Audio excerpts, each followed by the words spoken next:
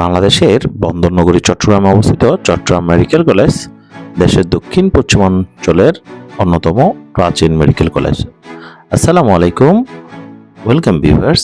আজকের এই ব্লগে আপনাদেরকে দেখাবো চট্টগ্রাম মেডিকেল কলেজ, যেটি পাহাড় আর সবুজে ঘেরা চমৎকার পরিবেশে স্থাপিত।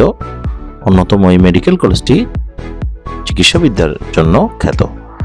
তো এই ব্লগে আপনারা আসলে এই মেডিকেল কলেজে অনেক শিক্ষার্থীরা এখান থেকে MBBS পাশ করছে, ডক্টর হিসেবে সারা দেশে সেবা দিয়ে যাচ্ছে এবং আরও এর অনেক অজানা তথ্যগুলো আপনাদেরকে জানানোর চেষ্টা করব। বৃহত্তর চট্টগ্রামের আপামর জনগণের স্বাস্থ্য সুরক্ষায় 1901 সালে চট্টগ্রামের আন্দরকিল্লায় প্রতিষ্ঠিত হয় চট্টগ্রাম জেনারেল হাসপাতাল। 1927 সাল থেকে এই হাসপাতালে চট্টগ্রাম মেডিকেল স্কুলের কার্যক্রম শুরু হয়, যাতে 4 বছর মেয়াদী LMF ডিগ্রি প্রদান করা হতো। 1957 সালে চট্টগ্রাম মেডিকেল কলেজ প্রতিষ্ঠিত হয়, যা 6 আগস্ট 1957 তারিখ উদ্বোধন করেন পাকিস্তানের তৎকালীন প্রধানমন্ত্রী হোসেন শহীদ সোহরাওয়ার্দী। পরবর্তীতে 20 সেপ্টেম্বর 1957 মাত্র 26 জন শিক্ষক এবং 76 জন শিক্ষার্থী, 3টি বিভাগ অ্যানাটমি, ফিজিওলজি ও বায়োকেমিস্ট্রি নিয়ে এর আনুষ্ঠানিক যাত্রা শুরু হয়।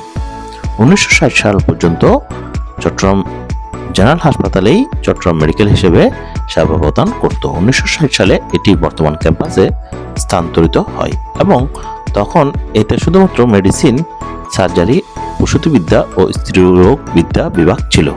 1969 সালে বর্তমান হাসপাতাল ভবনের কাজ সম্পন্ন হলে এটি বর্তমানে 7তলা ভবনে রূপান্তরিত হয়। আপনারা দেখছেন হৃদরোগ বিভাগ, শিশু স্বাস্থ্য বিভাগ